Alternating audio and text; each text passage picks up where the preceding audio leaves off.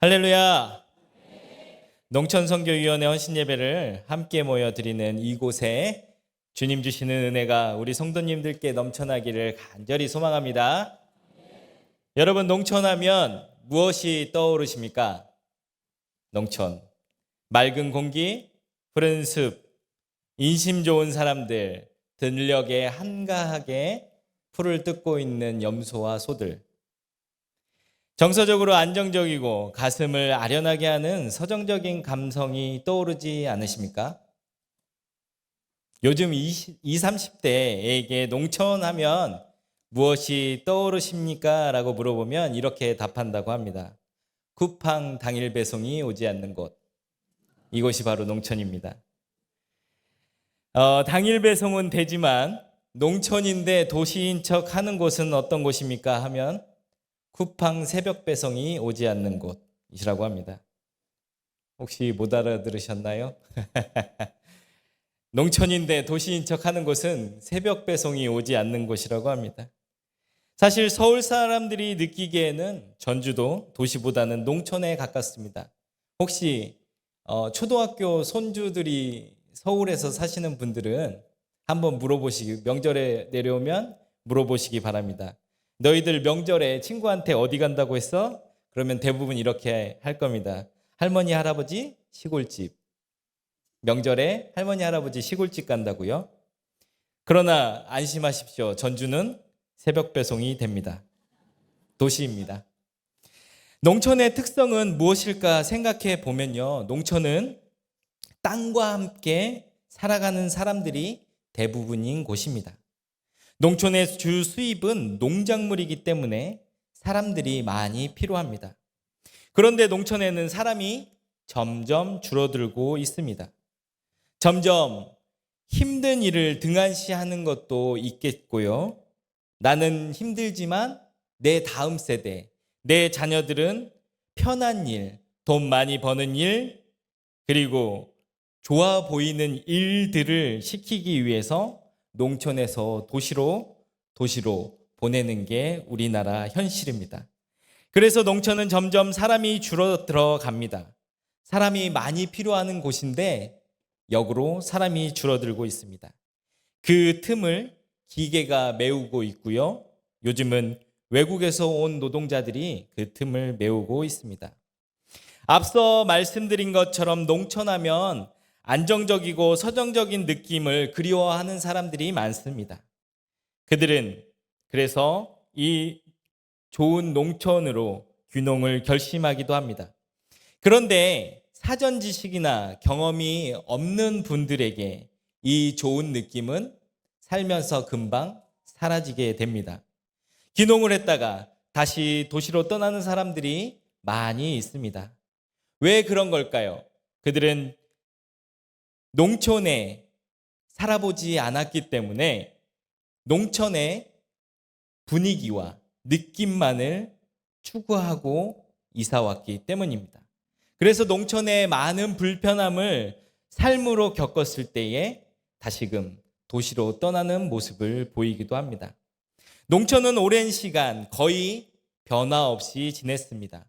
그들에게 가장 큰 변화는 농기계의 발전이었고요.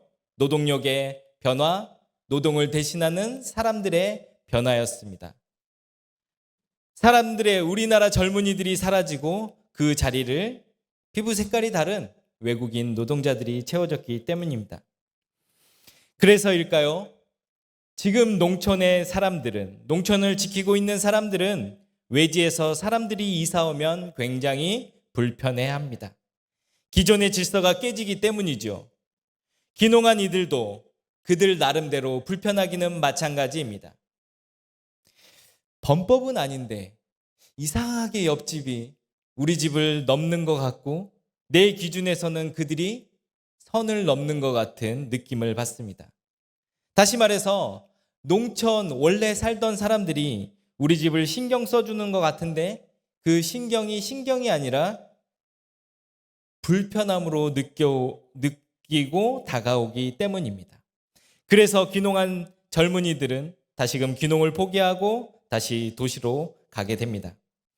이러한 문화적 특성뿐만이 아니라 농촌은 도시에서 누릴 수 있는 서비스와 그 서비스를 가능하게 하는 경제 체제가 다릅니다. 농촌의 경제는 부의 축적과 지역의 재분배가 원활하게 이루어지지 않습니다. 그 이유는 무엇입니까? 농촌을 지키고 있는 대다수의 어른들이 그들의 자녀를 도시로 보냈고 도시에서 어려움을 겪는 자녀들에게 그 모든 힘들게 모은 재화들을 다시금 자녀들에게 보내기 때문입니다. 다시 말해서 그들이 일구고 벌었던 많은 재화들이 도시에 있는 자녀들과 손들로 흘러 들어가고 있다는 것입니다. 그럼에도 농촌은, 그리고 농촌을 지키고 있는 어르신들은 그 일을 즐거이 감당하며 그들이 물려받았던 땅들을 지키고 그들이 어렸을 때부터 자라왔던 그 환경을 지켜 나가고 있는 것이 오늘날 농촌의 현실입니다. 농촌은 현실적으로, 그리고 우리나라 사람들의 문화적 정서로 모든 것을 내어주고 또 내어주는 역할을 감당하였습니다. 그리고 우리나라의 곡창지대를 담당하는 전라도는 대한민국의 농촌의 역할을 가장 많이 담당하였던 지역입니다. 다시 말해서 모든 사람들에게 내어주는 것이 가장 많이 담당했던 게 전라도 지역이라는 것이죠. 그러므로 우리나라 모든 경제의 기반에는 전라도의 희생과 헌신이 있다고 하겠습니다. 농촌에서 신앙생활을 한다는 것은 일평생 주님의 눈동자 앞에서 생활하는 것과 같습니다. 우리도 주님의 눈동자 앞에서 신앙생활을 한다고 생각하면서 신앙생활을 하시죠. 그런데 농촌에 사시는 분들은 우리보다 더욱 그러합니다. 그것은 무엇 때문이냐면요, 믿지 않는 이들도 신앙생활을 어떻게 하는지 너무나 가까이, 너무나 세심하게, 너무나 많은 시간 다가와서 본다는 것입니다. 어떤 경우에는 여러 종교를 믿는 이들을 비교까지 합니다. 아니, 저 집 누구 댁은 절에 다니는데 야, 떡도 주더라. 근데 너는 뭐냐? 교회 다니면서 권사라면서. 이런 식으로 너무나도 친하고 너무나도 오랫동안 함께 있었기 때문에 신앙인들의 일거수일투족을 관찰하면서 너희들이 말한 복음이 어떻게 너희 생활로 이루어지는지를 체크하는 선생님들이 너무 많다는 것입니다. 즉, 하나님을 예배하고 복음을 전하려 끊임없이 노력하는 교회는 믿지 않는 지역민들에까지 존경을 받아야 됨이 농촌교회를 지금 지키고 있는 어르신들의 역할입니다. 그러나 이제는 교회도 지쳐서 복음을 전하기에 게을리하는 교회들이 많아지고 마을 사람들이 교회를 걱정합니다. 아, 저 권사님 저 무슨 댁 이제 천국으로 떠나면 그 교회는 누가 지키지 하고 믿지 않는 자들이 걱정을 한다는 것입니다. 마을을 사랑하는 사람들이 교회를 걱정하며 지역의 교회는 다시금 마을을 걱정하며 이제 믿지 않는 자들과 믿는 자들의 경계가 모호해지는 마을들이, 농촌 마을들이 많아지고 있습니다. 제가 최근 신앙 강좌에서 소선지서를 우리 성도님들과 나누고 있습니다. 대선지서와 소선지서를 나누는 기준은 성경 분량에 있습니다. 오늘 우리가 읽은 이사야서는 당연히 대선지서입니다. 분량이 어마어마하죠. 소선지서를 자세히 보신 분들은 이사야를 부르신 오늘 말씀 장면을 보면 아, 이래서 대선지서구나 라고 느끼실 것입니다. 그 이유는 소선지서는 하나님의 영이 또는 하나님의 말씀이 임하니라 또는 하나님의 묵시가 선지자 호세아에게 임하니라 하면서 한 줄 분량으로 기록하고 넘어갑니다. 오늘 이사야도 처음 1장에는 이런 식으로 선지자를 부르시는 것 같지만 오늘 본문 6장은 이사야가 하나님의 말씀을 대언하기 위하여 겪은 하늘나라의 모습들을 자세히 그리고 많은 분량 설명하고 있다는 것입니다. 그도 그럴 것이 소선지서의 가장 긴 성경은 호세아서와 스가랴서인데요, 14장에 불과하기 때문입니다. 그래서 소선지서는 선지자가 소명을 받는 장면은 자세히 설명하기보다는 하나님이 백성에게 무슨 말씀을 하시는지 더 중요하게 여겨 하나님의 계획을 전하는 데 초점을 두고 있습니다. 그런데 오늘 이사야서 6장은 어떻습니까? 이사야가 하나님의 음성을 듣기 전 상황까지 자세하게 묘사합니다. 그리고 그가 환상으로 보는 장면을 생생하게 전하고 있습니다. 우리 성도님들이 잘 아시는 장면이 오늘 말씀에 나오고 있습니다. 5절 함께 읽겠습니다. 그때에 내가 화로다 나여 망하게 되었도다. 나는 입술이 부정한 사람이요 나는 입술이 부정한 백성 중에 거주하면서 만군의 여호와이신 왕을 배웠음이로다 하였더라. 아멘. 구약 전통대로 이사야는 이제 하나님을 배웠기 때문에 죽게 되었다고 생각하면서 자신은 입술은 부정한 사람이라고 고백합니다. 우리는 보통 하나님이 나타나시면, 주님을 배우면 주님, 주의 종이 듣겠습니다 라고 말할 것 같지만 이사야 선지자는 어떻습니까? 주님, 주의 말씀을 듣겠습니다가 아니라 이제는 자신이 죽게 되었다는 것과 자신은 부정한 자임을 자복하는 것이 특징입니다. 쓰임받는 선지자들의 특징이 이런 것 같습니다. 주님, 무엇을 말씀하시려고 저에게 오셨습니까? 라는 기대감보다 자신을 먼저 돌아보고 자신이 부정한 힘을 하나님 앞에 자복하는 이 모습이 우리 이사야 선지자의 특징이라 하겠습니다.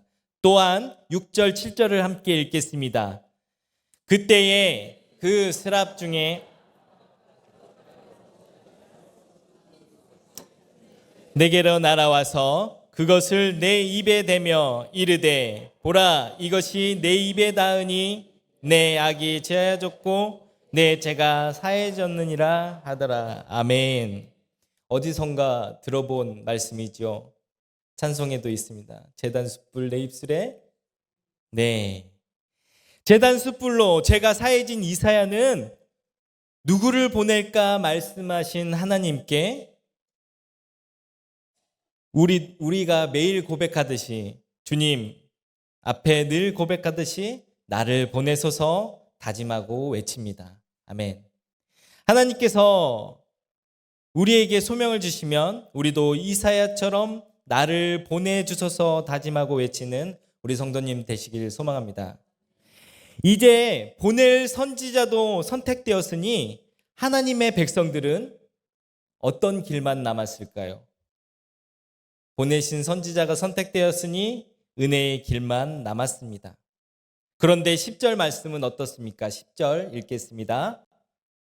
이 백성의 마음 길을 막고 그들의 눈이 감기게 하라. 염려하건대 그들이 눈으로 보고 귀로 듣고 마음으로 깨닫고 다시 돌아와 고침을 받을까 하노라 하시기로. 아멘. 마음을 둔하게 하시고 길을 막으시고 눈을 멀게 하셔서 깨닫고 돌아서는 것, 곧 회개할 것을 염려하신다 하십니다. 선지자까지 선택하셨는데 은혜의 길이 아니라 회개할 것을 염려하신다는 하나님.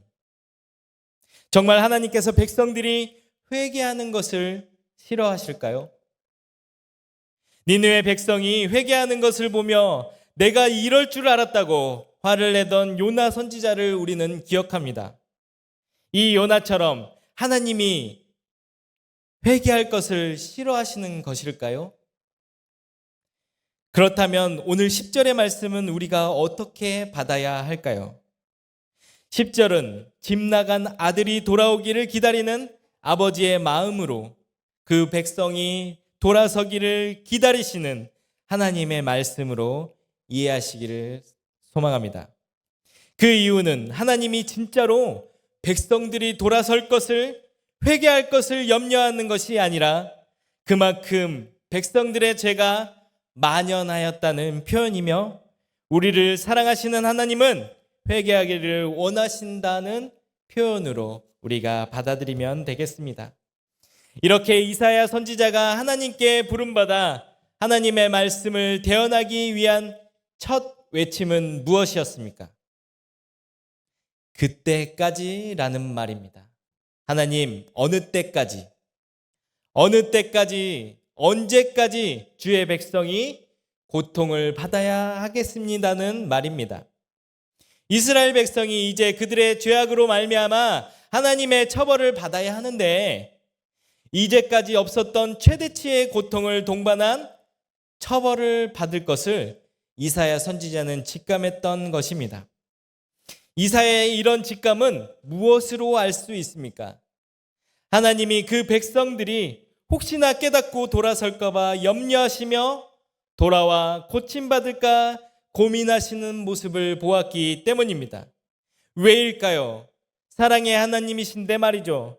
그것은 하나님의 사랑의 또 다른 표현, 하나님의 헤세드, 즉 정의를 통한 자비이기 때문입니다. 이 하나님의 헤세드를 이사야는 잘 이해하고 알고 있었기 때문에 하나님께서 백성들이 돌아서시는 것을 걱정하는 것이, 언제까지 이 백성들이 고통을 받아야 하는지를 알았다는 것입니다. 그리고 11절 함께 읽겠습니다. 내가 이르되 주여 어느 때까지이니까 하였더니 주께서 대답하시되 성읍들은 황폐하여 주민이 없으며 가옥들에는 사람이 없고 이 토지는 황폐하게 되며. 아멘. 어느 만큼 백성들이 벌을 받아야 하나님께서 이 백성을 용서하실런지를 묻습니다. 하나님은 이사야에게 이 땅이 황폐해져야 한다고 말씀하십니다. 모든 것이 초토화되고 황폐해져도 그루터기가 남은 것 같이 거룩한 씨가 남아 이 땅의 그루터기가 된다고 오늘 말씀은 마무리됩니다. 하나님이 이사야를 부르시어 그 백성에게 전하시려는 내용은 무엇이었습니까? 그것은 이 백성이 엄청난 기간 동안 혼이 나야 다시금 새로운 백성으로 거듭난다가 아니라 거룩한 씨가 되어 이 땅의 그루터기가 되라는 말씀입니다. 여러분, 그루터기는 풀이나 나무가 베어지고 남은 아랫동이를 말합니다. 제가 우리 전주 안디옥 교회에 오기 전에 부안 금암교회를 섬기고 있었습니다. 부안 금암교회는 전주 금암교회 선교위원회가 개척한 교회로 일대 목사님이 은퇴하시면서 의리를 지키던 두 가정이 함께 떠났고, 다시금 목사님을 초봉하기 전까지 1년 반 정도 교회가 방치되었던 교회입니다. 은퇴했던 목사님이 특별히 수목을 사랑하셔서 교회에 화단을 잘 가꾸어 놓으셨습니다. 그런데 방치된 지 1년 반 만에 교회 화단은 그야말로 숲이 되었습니다. 처음 교회를 방문한 그때를 기억하면 이것이 교회인지 숲인지 알 수 없을 정도로 많은 나무들이 무성하게 자랐습니다. 그래서 첫 예배를 드린 후 수목을 정리하는 일들을 했습니다. 그 과정에서 유독 무화과 나무가 눈에 띄었습니다. 그도 그럴 것이 성경에 자주 등장하는 나무이기 때문이죠. 무화과는 무성한 가지와 잎을 자랑하였습니다. 그리고 중간중간 무수한 열매를 달고 있었습니다. 예수님이 왜 무화과 나무가 열매가 없는 것을 꾸짖으셨는지 그때 알았습니다. 무화과는 그냥 놓아도 무성한 열매와 무성한 잎을 자랑하였습니다. 그래서 제거 대상 1호가 무화과 나무가 되었습니다. 밑둥까지 아주 잘 잘랐죠. 그런데 그 다음에 무심코 여름쯤에 화단을 본 저는 놀라움을 금치 못했습니다. 그것은 지난해 잘라버렸던 무화과가 똑같은 크기로 자라 있었기 때문입니다. 무성한 잎을 자랑했고요. 무성한 열매들을 맺었습니다. 무화과뿐만이 아니라 다른 나무들도 분명히 그루터기로 존재할 줄 알았는데 많은 줄기와 잎을 피어냈습니다. 그런데 그루터기가 이러한 생명력을 자랑하기까지 무슨 기간을 거쳐야 합니까? 바로 그 추운 겨울을 견뎌내야 합니다. 추운 겨울에 강한 추위와 같은 시련을 잘 견뎌내고 뿌리가 얼지 않아 다음 해에 그만큼 다시금 무성한 잎을 낼 수 있었던 것입니다. 이사야 선지자가 하나님의 말씀을 통해 보았던 것은 바로 이 그루터기와 같이 어떤 시련에도 견뎌야 하는 백성들의 생활이었습니다.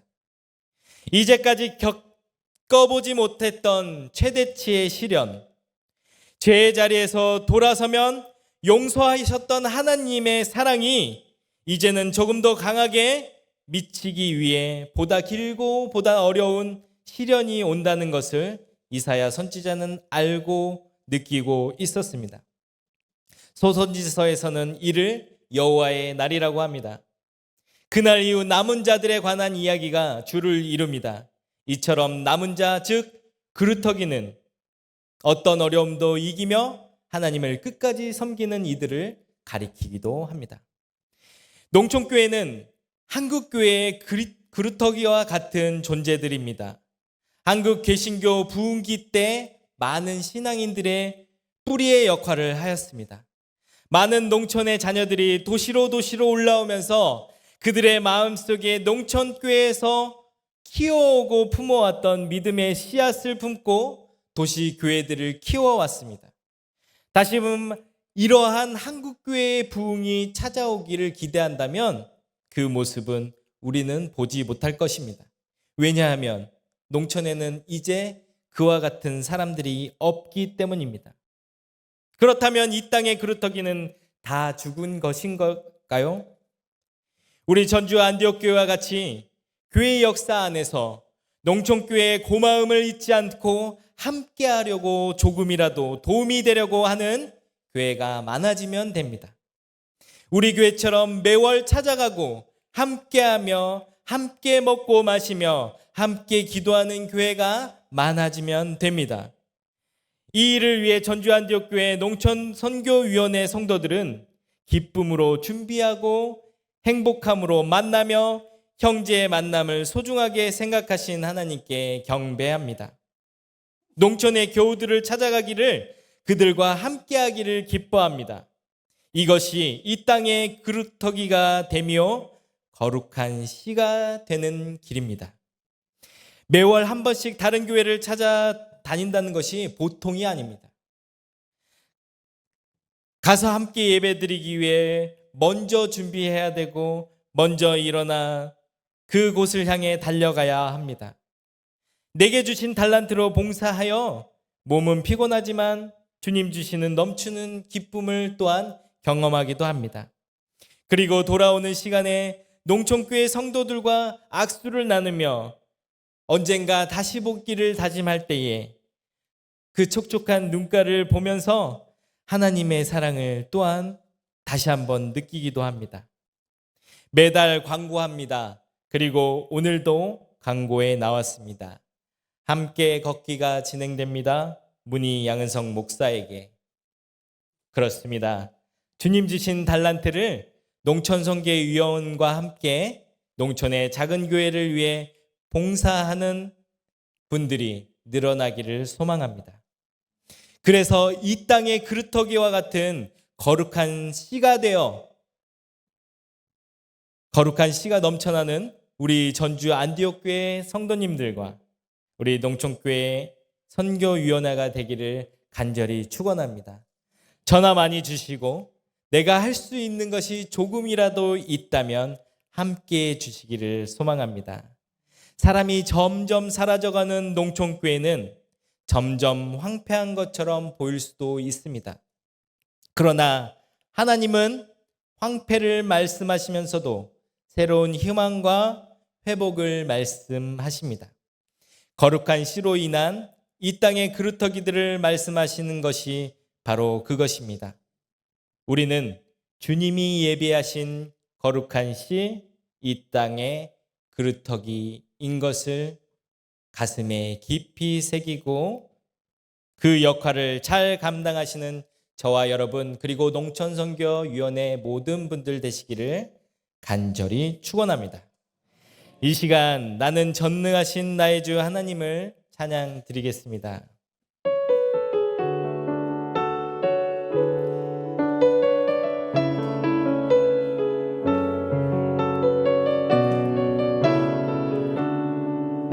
전능하신 나의 주 하나님은 전능하신 나의 주 하나님은 능치 못하실 일 전혀 없네. 우리의 모든 간구도 우리의 모든 생각도 우리의 모든 꿈과 모든 소망도 신실하신 나의 주 하나님은 우리의 모든 괴로움 바꿀 수 있네. 불가능한 일 행하시고 죽은 자를 일으키시니 그를 이길 자 아무도 없네. 주의 말씀 의지하여 깊은 곳에 금을 던져 오늘 그가 놀라운 일을 이루시는 것 보라. 주의 말씀 의지하여 기쁨으로 금을 던져 믿는 자에게 능치 못함 없네. 주의 말씀 의지하여 주의 말씀 의지하여 깊은 곳에 금을 던져 오늘 그가 놀라운 일을 이루시는 것 보라.